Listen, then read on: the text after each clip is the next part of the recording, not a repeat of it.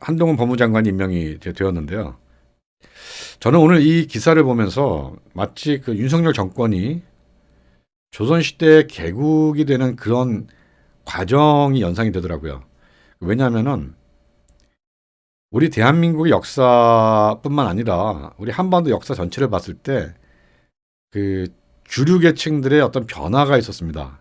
그러니까 해방 후에 그 건국 세력은 주로 이제 독립운동을 했던 이제 그 분들이 건국의 주역이 되면서 이제 지배 계층이 되었고 엘리트 계층이 되었고 그 다음에 5.16 혁명을 통해서 박정희 대통령과 그 다음에 그 군 엘리트들이 지배 계층이 되었죠. 이 과정이 지나고 나면 그 다음에 이제 민주화 운동을 통해서 소위 말해서 인텔리겐차, 진보적 인텔리겐차들이 이제 제도권에 들어오기 시작을 하고 이 문민정부가 이루어지고 나면서 김대중 정부를 통해서 결국은 이 운동권 세력들이 확고한 지배 계층으로 등장을 하게 됩니다. 이때 지배 계층이 된다는 것은 바로 정치적 파워를 가진 이제 그 집단을 말하는 것입니다. 민주화 시대의 그 운동권 세력은 크게 나눠서 70년대와 80년대의 결이 틀립니다. 그러니까 70년대 운동권들은 주로 이제 종북 좌파 이런 컨셉으로 재단할 수 있는 것은 아니고요. 그 당시의 그 민주화 세력들은 일종의 그 자유주의 리버럴적인 성향이 좀 있었죠. 그러니까 박정희 정권으로 표상되는 그 군 엘리트들에 맞서서 일종의 그 인텔리겐차들이 자유를 원하는 뭐 그런 어떤 심정이었다 보시면 아마 맞는 것 같습니다. 그래서 4.19 그 때만 하더라도 그 모토가 민주가 아니라 자유였습니다. 자유의 종을 난타하라. 이런 게 이제 상징적인 이제 그런 캐치프레이즈였죠. 자유의 종을 난타하라. 80년대 운동권은 민주화였죠. 민주. 오 민주여. 그런데 이 민주와 자유, 자유와 민주 이 두 개의 컨셉이 70년대의 그 민주화 운동과 80년대의 민주화 운동 간에 이 서로 다른 컨셉으로 작동을 했던 거라고 저는 생각이 됩니다. 자, 그런데 이 80년대 민주화 운동의 그 세력들이 결국은 장기적인 어떤 정치적 헤게모니를 잡으면서 우리 사회의 주류가 되었고 그동안의 권위주의 정권을 통해서 축적되어 온 그런 구세력의 정치적 자산이 타도된 것입니다. 그 타도의 결정적인 그 상황이 바로 3.10 탄핵이었던 것이죠. 박근혜 정권의 3.10 탄핵이었던 것입니다. 자, 우리가 일단 윤석열 정권의 등장을 이해하려면 우리 대한민국에서 보수 정권이 어떻게 이어져 왔는가 그 흐름을 좀 이해를 해야 됩니다. 건국 당시의 보수 세력이라는 것은 당시 일제에 맞서서 투쟁하던 이제 그런 세력들이었고 그 세력들 가운데 사회주의 세력도 있었습니다만은 그 사회주의 세력은 대한민국 내에서는 주류는 아니었습니다. 미국을 중심으로 해서 이루어진 그 리버럴한 그런 세력과 그 다음에 이제 보수주의 세력, 애국 세력 이렇게 결합된 어떤 세력들이 중심이었고 그다음에 북한의 경우에 그 북한이 사회주의와 공산주의가 소련에 의해서 보급이 되면서 거기 영향을 받은 이제 통일 세력들은 진보적 세력이었지만 그러나 대한민국 건국 세력은 보수 세력이었던 것이죠. 이분들의 주 정치적 이념은 이제 민족주의입니다. 당시에 그 해방과 독립을 하기 위해서는 개인이 아니라 민족의 역량이 중요했기 때문에 이제 민족주의 세력이 된 것이고요. 자, 6.25 전쟁을 거치면서 결국 민족이라는 개념에 여러 가지 이제 어려움이 생기고 이제 모순이 생기고 일제와 투쟁할 때는 일제로부터 독립할 때는 민족이라는 키워드가 그렇게 성스러웠던 키워드인데 6.25 동란을 거치면서 민족이 민족을 향해서 총뿌리를 대고 이런 상황에서 반공이라는 그 새로운 이념이 대한민국 보수의 주류 이념이 되었던 것이죠. 자, 반공과 민족 이 두 개의 키워드가 결합이 되고 하지만 이 반공과 애국이라는 키워드가 현실의 문제를 해결하지 못했죠. 그러자 이 현실의 문제를 타개하기 위해서 일어선 세력들이 바로 박정희 대통령의 5.16 군부 세력입니다. 이 당시 5.16 군부 세력은 우리가 생각하는 그런 그 군인 제3세계의 뭐 저 아프리카나 뭐 이런 동남아의 군부 세력과는 차원이 좀 다른 세력들이었습니다. 그러니까 일제 시대 때 상당히 높은 교육을 받았고 또 그 군사 교육뿐만 아니라 뭐 인문이라든지 사회학이라든지 뭐 이런 거에도 상당히 그 조예가 깊었던 사람들이 바로 5.16의 군부 세력들이었던 것이죠. 당시에 이분들에 의해서 이 양반들에 의해서 이분들이라고 그러면 좀 말이 안 되죠. 이분들이라고 해야 될지 이 양반들이 해야 될지는 모르겠습니다만은 그러나 어쨌든 당시 그 주도 세력이었던 군부에 의해서 이 대한민국 체제가 한번 뒤바뀝니다. 그런데 이 군부 세력도 사실 그 여러 가지 사회학이라든지 뭐 정치학 뭐 이런 부분에 있어서는 나름 자기 소양과 실력이 있었겠지만 경제학에 대해서는 잘 몰랐던 것 같아요. 그래서 박정희 대통령조차도 뭐 5.16 쿠데타를 하고 나서는 뭐 경제를 어떻게 해야 될지 몰라서 시행착오를 많이 겪었죠. 뭐 화폐 개혁도 하고 뭐 이랬다가 이제 망했는데 결국은 기업을 운영하는 이제 재벌의 총수들이 그 박정희 대통령의 일종의 경제 참모를 하기 시작을 합니다. 그러면서 각하 수출은 이렇게 해야 됩니다. 뭐 산업은 이렇게 해야 됩니다. 이렇게 조언을 하면서 당시 이제 내수 정책을 수출 정책으로 바꾸는 역할을 하게 되는 그 싱크탱크가 바로 경제인이었던 것이죠.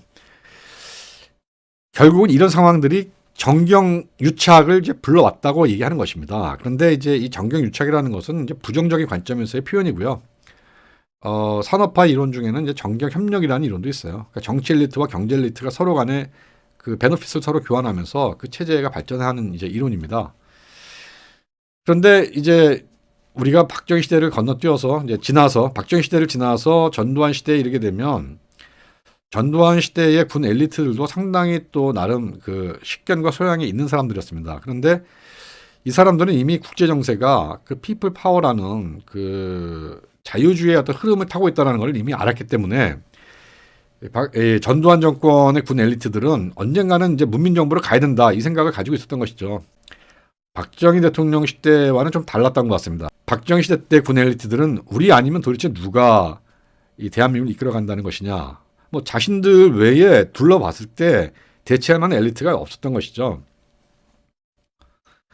그런데 결국 장기 집권이 그 비극으로 끝나면서 전두환 정권의 군 엘리트들은 생각을 좀 다르게 갖기 시작을 합니다. 결국은 미국이 주도하는 세계 질서에서 그 피플 파워, 민주화라는 민주주의라는 어떤 요소들 받아들이기 시작을 하면서 이제 그것을 자유화라는 걸로 표현하기 시작을 했죠. 그래서 뭐 두발 자유화도 생기고 통행 금지도 해제되고 다 전두환 정권 때 일어났던 일입니다. 자, 그런데 당시에 문제가 생겨요. 무슨 문제가 생기냐면은 러시아가 80년대 중반에 이르러서 상당히 힘이 약해지면서 동구권들이 무너지기 시작을 했죠. 그러면서 국내에서는 이제 80년대 후반에 이르게 되면 운동권 내에 이제 종북 주사들이 이제 출범하기 시작을 합니다. 그러면서 과거의 70년대의 리버럴한 민주화 운동과는 결이 다른 그런 이제 캠퍼스 운동권 좌파들이 이제 등장을 하기 시작을 하고요. 이 세력들이 결국은 이제 DJ 정부를 통해서 젊은 피로 수혈되어서 노무현 정권을 지나서 문재인 정권에 이르게 됩니다. 이 과정에서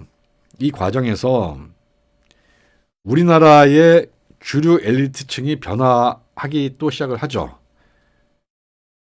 결국은 군에서 어떻게 갔습니까? 군부 엘리트에서 진보 정치 엘리트로 변화가 온 것입니다. 그런데 이런 권력의 진행 과정에서 결국은 적폐라는 것은 생기기 마련이고요. 이 진보 정치 권력들의 이 적폐가 결국은 윤석열 정권에 의해서 칼을 맞게 된 것입니다. 이것이 바로 문재인 정권의 조국 사태의 본질인 것이고요. 조국 사태의 본질은 검찰 개혁에 있는 것이 아닙니다. 조국 사태의 본질은 이제 문재인 정권이라는 촛불혁명을 통해서 그러니까 3.10 탄핵이라는 보수 자산의 완전한 괴멸을 통해서 집권한 촛불 세력이 앞으로 20년, 30년간의 정권 연장을 하기 위한 새로운 미래 권력의 대안을 만들겠다라는 어떤 큰 그림이 바로 조국이라는 것이죠. 여러분도 아시겠지만은 그러나 새로운 권력을 창출하고 그런 집권 세력의 연장을 하려면 굉장히 많은 자금이 필요합니다. 우리가 흔히 대통령 선거에서 돈이 얼마나 들어가는지 알 수가 없습니다. 우리는 알 수가 없어요. 그러나 막대한 돈이 들어갈 겁니다. 그렇다면 문재인 정권을 재창출하려는 이 조국 세력에게도 막대한 자금이 필요했을 것이고, 저는 그 막대한 자금의 그 기획이 바로 옵티머스와 라인펀드와 이런 것이었다고 생각을 하고요. 반면에 또 다른 미래 권력을 꿈꾸던 이재명 정치 세력의 기획이 바로 대장동이었다고 보는 것입니다. 물론 이것은 제 개인의 생각입니다. 자, 이러한 과정에서 당연히 이 세력들은 어떻게 해야 되겠습니까? 자신들의 미래 권력을 창출하기 위해 벌리는 이 사업에 검찰이 관심을 가지면 안 되겠죠. 그래서 이미 조국 장관 시절에 있었던 검찰 개혁의 본질적인 그 요소는 자신들이 만들고자 하는 이런 미래 권력의 걸림돌이 되는 검찰 수사를 차단하기 위한 정치적 포석이었다 이렇게 생각을 하고요. 당연히 이 세력들이 자신들의 프로젝트를 추진하기 위해서는 강고한 어떤 그 빵가드라고 불리는 전위 조직이 있어야 되는 겁니다. 저는 그 전위 조직이 바로 그 철험회라고 생각을 해요. 민주당에. 그 뭐 제가 실명을 거론하기에는 좀 그렇습니다만은 뭐 거기에 그 참여하시는 그 국회의원들, 예, 초선들, 결국 이 사람들이 전위대가 되어서 조국을 다음 차기 권력으로 만드는데 결국 실패했죠. 윤석열에 의해서 실패했습니다. 정확히 말하면 윤석열 한동훈에 의해서 실패했습니다. 걷어놓은 돈은 아마 무지막지하게 있을 거예요. 지금 뭐 옵티머스가 1.9조, 최대 1.9조를 이제 해먹은 그 사기 사업인데, 거기 뭐 청와대 행정관이 조국 민정수석실의 행정관이었잖아요. 거기 오너가. 자, 그럼 뭐 말 다 한 거 아니겠습니까? 이렇게 만들어 놓은 이제 자금들은 어딘가에 이제 있을 거고, 이 자금들이 계속 동원이 되면서 결국은 이제 조국 지키기 사업의 하나의 원동력이 되었을 텐데, 자, 그렇다면 과연 이 돈들이 움직이는 한 윤석열 대통령과 한동훈 장관에 대한 반격이 없겠습니까? 이 돈들이 파킹되어 있는 한 이 자금들을 활용한 윤석열 대통령과 한동훈 법무부 장관에 대한 허리 꺾기 내지는 뿌리 뽑기, 이 작업들은 계속 진행이 될 겁니다. 그래서 제가 일전에도 말씀을 드렸습니다마는 윤석열 정권이 이 문재인 정권의 적폐에 대해서 선제 타격을 하지 않으면 반드시 이 반격을 맞게 되어 있습니다.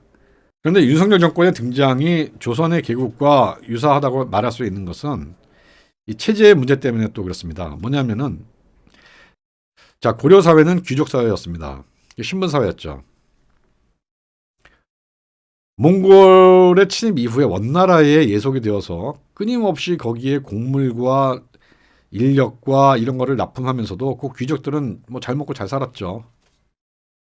이 귀족 사회를 여기에 결합된 것이 바로 무신 정권이었고, 결국 뭐 무신 정권에서 무신들은 원나라와 끝까지 뭐 항쟁을 한 해 만에 뭐 이런 어떤 명분을 가지고 결국은 백성들이 끊임없이 고통을 당하고 착취를 당하고 하는 상황을 자신들의 권력 유지에 쓴 겁니다.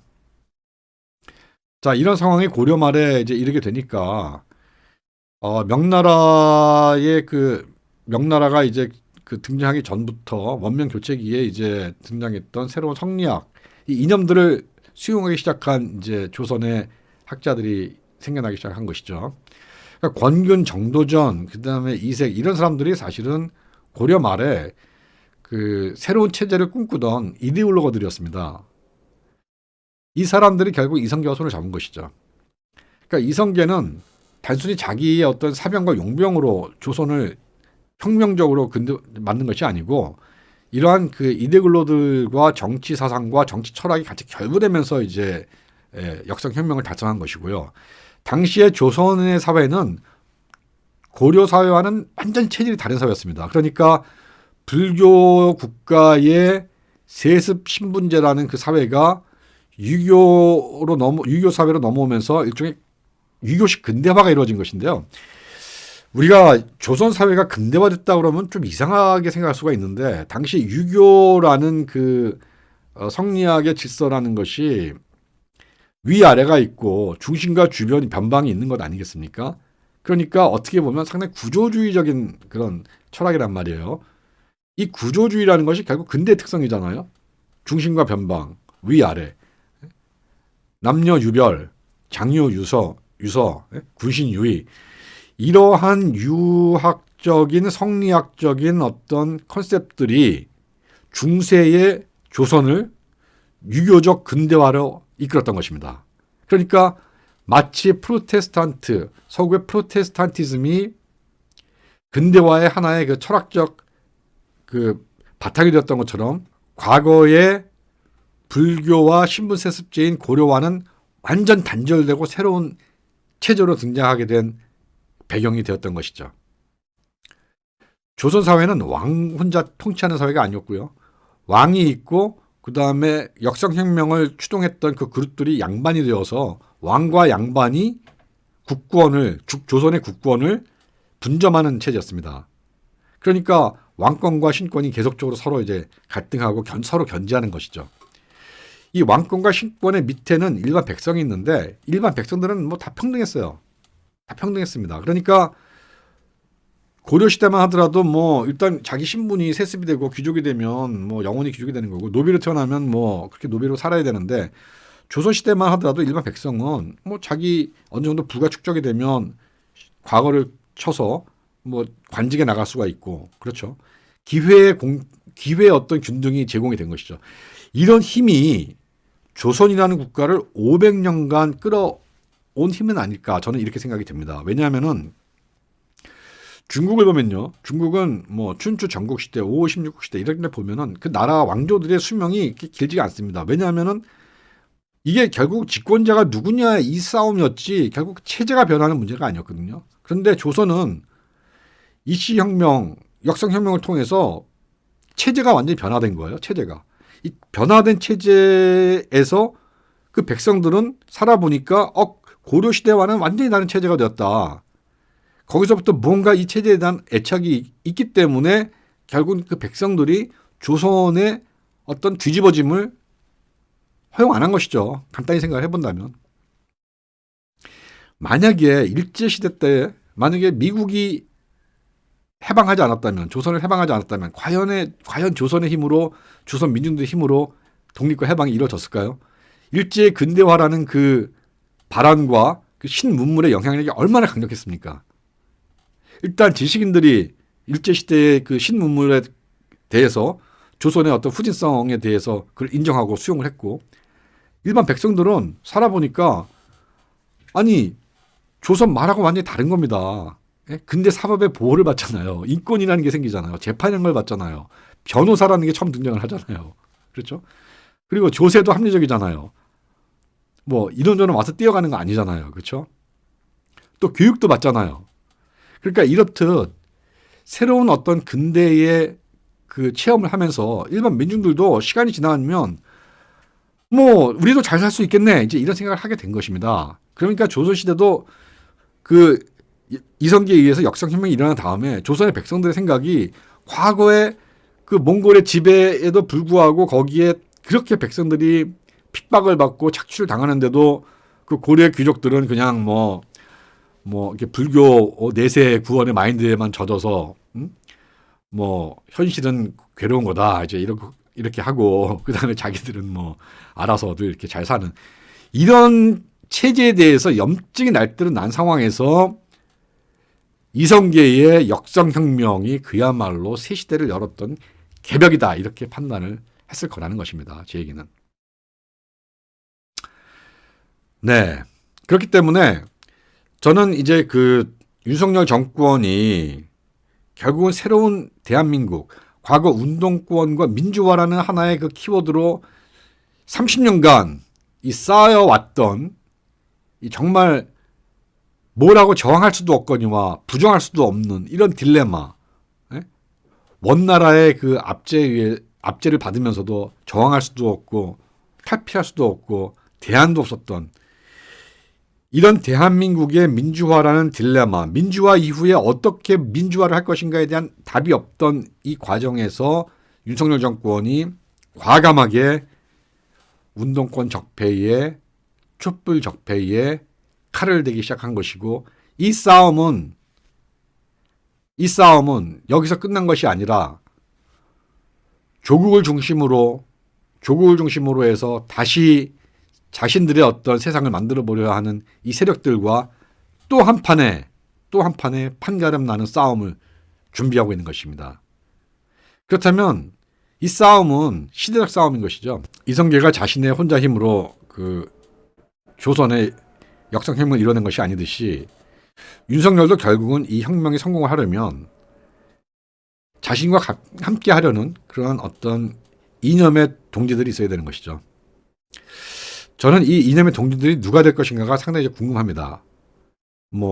그 이념의 동지들이 과거 서초동에 있던 검사들 이런 사람이 될 수 있을 것인가. 그런데 그런 사람들로는 될 수가 없고요. 낡은 운동권 세력의 적폐와 싸울 수 있는 새로운 이념의 이런 투사들은 그야말로 윤석열 대통령이 스스로 언급했듯이 자유의 가치를 가장 철저하게 깨닫고 있는 이런 사람들입니다. 다만 그런 자유의 이념을 가지고 있는 사람들이 결코 우리가 이제까지 알고 배워왔던 그런 어떤 그 개인주의적 자유주의자들 이런 상황은 아니어야 될 것이고요. 이 자유주의자들은 공화주의와 연결되어야 되고 그다음에 소셜 놈이라 부르는 이 사회적 성찰, 이 근대적 성찰과 연결되는 자유주의화 할 것입니다. 그런 측면에서 저는 이제 독일의 질서자유주의라든지 이런 이제 자유주의를 제가 좀 잘 들여다보고 있는데 앞으로 어쨌든 간에 윤석열 정권은 조국과 그 세력들과 싸움에서 아직 승리한 것이 아닙니다. 이 싸움은 제2라운드를 목전에 두고 있고요. 그 다음에 조국과 그 일당들이 자신들이 연루되어 있다고 지금 우리가 다 의심하고 있는 이 여러 가지 그 부패 사건, 그 다음에 펀드 사건, 그리고 우리는 이 조국과 그 지지 세력들이 예를 들어서 연루되어 있다고 우리가 의심하고 있는 그런 여러 가지 이제 경제 부패 문제, 라인 펀드, 그 다음에 옵티머스 펀드 이런 부분들에 관해서 철저한 이제 수사가 진행이 되면서 싸움은 더 격렬해질 것입니다. 그렇다면 과연 이제 최종 승자가 누가 될 것인가? 이 부분은 결국은 국민들의 지지를 받는 쪽이 이기게 되는 게임인 것이고요. 그러기 위해서는 이제 국민들과 어느 세력이 더 가깝게 그리고 진실되게 소통할 수 있는가? 이 문제가 바로 승리의 조건이 된다고 말씀드릴 수 있겠습니다. 네, 감사합니다.